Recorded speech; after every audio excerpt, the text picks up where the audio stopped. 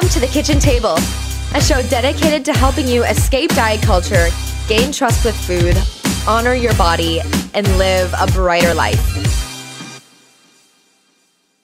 Hello, and welcome back to the kitchen table. I'm Alicia Brown, and today I want to talk briefly about anxiety. Anxiety is such a huge topic to discuss, especially in the realms of food and body stuff, the worries and frustrations and anxieties we have about the way we look and the way we feel we should eat, all the judgments surrounding that, all the stories that we have surrounding that, that's all maybe classified as anxiety. But today I have a specific practice for you, specifically if you're feeling anxious before ordering or having a meal, to maybe help you get to a more centered place, to maybe help you identify with your body's sensations a little bit more. The biggest thing standing in your way from becoming an intuitive eater is anxiety. Anxiety is the thing that is preventing you from feeling what the body is feeling. It's preventing you from honoring the body, from listening to the body. And the reason why we have that anxiety is fear. Honestly, at the root of our anxiety is fear. And a question that I have for you is, have you ever explored your anxiety? Have you ever worked with a therapist? Have you ever reflected on it yourself? Have you ever really thought about what anxiety is for you or what it feels like in your body? Anxiety shows up as a physical manifestation. I know for me, I actually just had a conversation yesterday with a friend. She asked me about something that's kind of triggering for me in my life right now. And of course, she's asking from a point of concern, and I'm sharing with her my thoughts and feelings. But as I did that, after I thought about the conversation, like as I am, right now sharing with you, my tone of voice went up like 3 notches. I started talking louder. My heart started getting a little bit fluttery. My hands started to get a little clammy. I wasn't able to actually put my feelings and thoughts into words as well as I wanted to. I can't find the right words to say when I'm anxious. As I've gotten, especially over the past year, having a baby, so much anxiety surrounding that, even in my own relationship with my body through having a baby, so much anxiety with that, with my husband, as we navigated this new change in our family with the global pandemic. Anxiety has become such a great topic to talk about because I don't feel it's talked about actually enough, but it's something that we're all experiencing. Maybe we're aware of the anxiety, or maybe it's hanging out in our subconscious. But that anxiety, at the root of that, if you explore your own anxiety, which I so encourage you to do, and if you are not able to really do that yourself, as I don't think many of us are, work with a therapist, or in the realm of food and body stuff, work with a dietitian, an intuitive eating dietitian, to help you kind of remove the layers of that anxiety to get to the truth of it, is really the practice of intuitive eating, because that anxiety is getting in the way from you actually being able to eat intuitively. It's getting in the way of your intuition. And if it's getting in the way of your intuition in regards to food and body, how else is it getting in the way of your intuition in life? And really what I'm saying there is, in what way is your fear getting in the way from you letting your intuition lead in your life? That's a huge question. I think that fear is something that we're constantly trying to bypass. We're constantly trying to get away from. We're constantly in the, talk positively, positive vibes culture, right? Good vibes only culture. No, we have to actually look at our fear sometimes, because that actually gets in the way of the good vibes, right? It gets in the way of our progress. It gets in the way of us living our best life. And in the realms of food and body, I really see fear show up as anxiety. It's impossible to fully enjoy a meal when we're anxious. I think that we all would agree with that. I think it's impossible to actually choose foods that we know will nourish and also satisfy the body when we're anxious.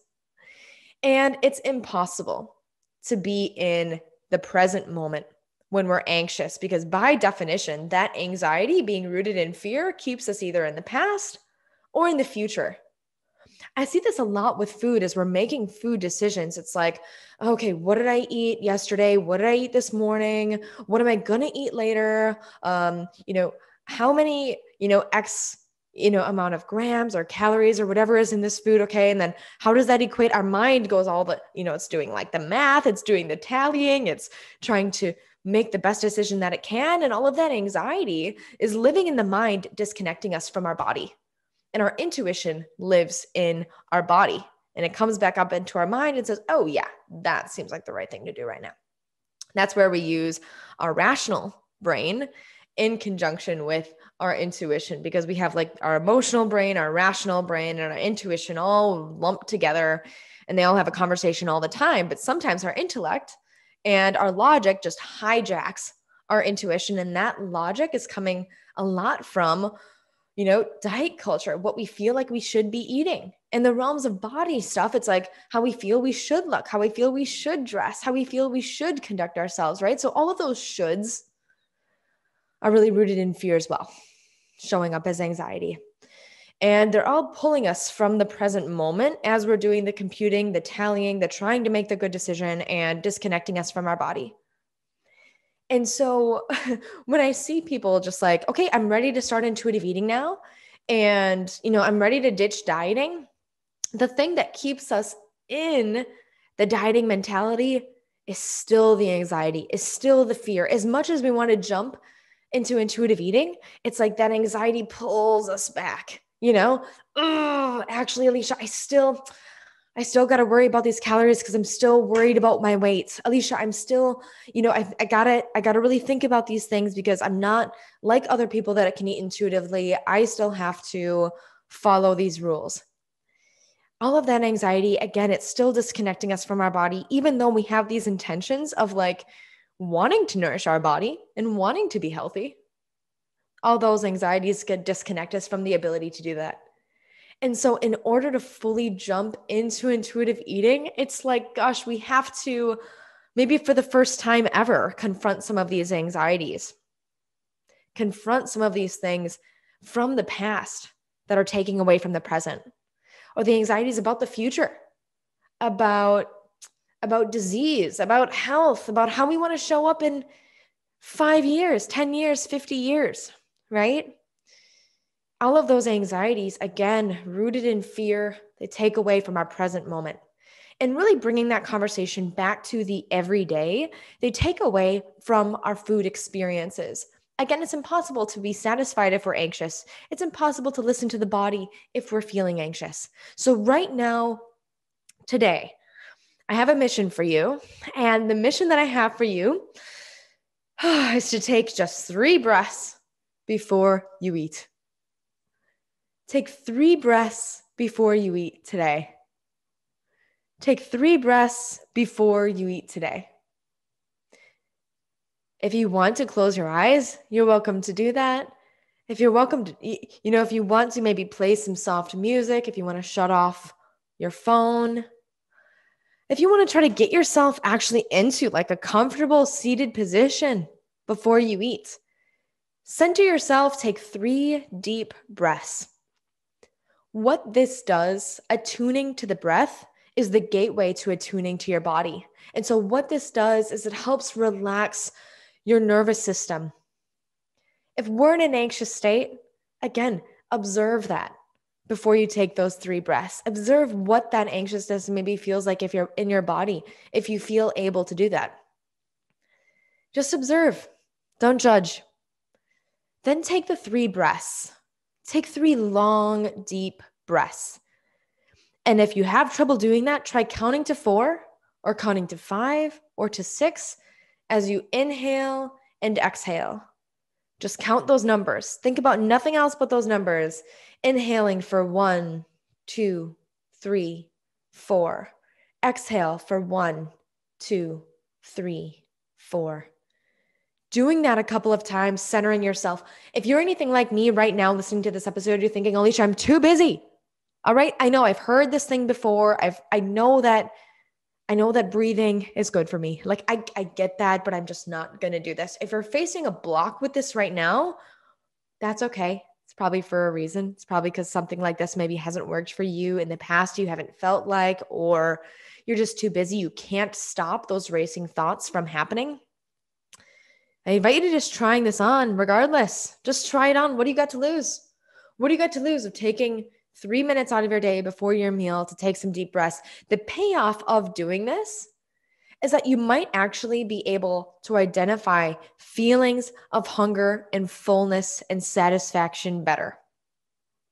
You might actually be able to enjoy your food more, to enjoy the time that you're eating more, to feel satisfied and really like understand what satisfaction might feel like. This all might happen for you today just because you were able to ground yourself a little bit before the meal, relax your nervous system, and prepare it for eating that meal. The consequences, if we eat a meal from maybe a more anxious state, or again, we disconnect from the body, our mind is still somewhere else. We might even forget that we're eating. We might be look down and see that our food is like gone and be like, wait, I didn't even get to enjoy it yet. I know that I have done that, especially if I'm like eating popcorn while having a movie. Like, I love that experience, right? The popcorn in movie. I love that. I still do this, right? I understand that I might be not super present while eating that popcorn, but I maybe might eat more popcorn than I would if I wasn't watching the movie because I'm not really being intentional while I'm eating it. My mind is on something else. And maybe this is just like you. If your mind is on work and your mind is not actually on the food experience, you'll forget. Your mind can't focus on the food if it's really focusing on the work.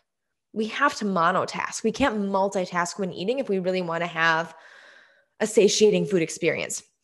And so taking those 3 deep breaths prepares the nervous system to eat. It gets it out of that fight or flight mode. It prepares your digestion to be ready and able to receive the food. You might actually feel better, like your intestines, your whole GI might feel better after eating in a more relaxed state rather than maybe feeling, crampiness, bloatingness, right? We might even eat slower after taking those 3 breaths. There are so many benefits. They're numerous to just taking those 3 breaths. If it feels good, take 5 breaths. If it feels good, take 10 breaths. Take your time. There's no rush here. You have to stop rushing into meals, rushing out of meals. It's going to happen. I get that. But I'm here to share with you just a couple of steps ahead, maybe on this intuitive eating journey. I want to share with you that this payoff is tremendous. This payoff also can help enhance the rest of your day, enhance your work life, and it actually can, kind of make its way into your next meal. The positive effects of taking 3 breaths before this meal can help your next meal because you might be better able to identify fullness before your next meal because of your 3 breaths before this one. This can actually become routine. This can be a practice of gratitude, of centering, of being ready for food. This is really just honoring and respecting the body and the food experience too. So this could get spiritual. This could get just super fun and grounding, right? And so I invite you to do that today. If you're having a meal, especially if you're having a meal by yourself today, take those 3 deep breaths. Calm your nervous system, get yourself to the present moment. If you are noticing that your mind is racing mid-meal, come back to those 3 breaths. Take the minute to attune to your breath. Again, it's a gateway to attuning to your body. When you can attune to your body, you can then attune to your food experience. You can have a more satisfying food experience, and then you can move on with your day. I hope this helps in the conversation about anxiety and the conversation about anxiety surrounded food. Of course, we're going to be talking more about anxiety in the coming weeks and always on this podcast. As one myself that struggles with anxiety, that has frequently struggled with anxieties about food and body, it's one of the reasons why I started this show. We can navigate that anxiety. We can understand our own anxiety more.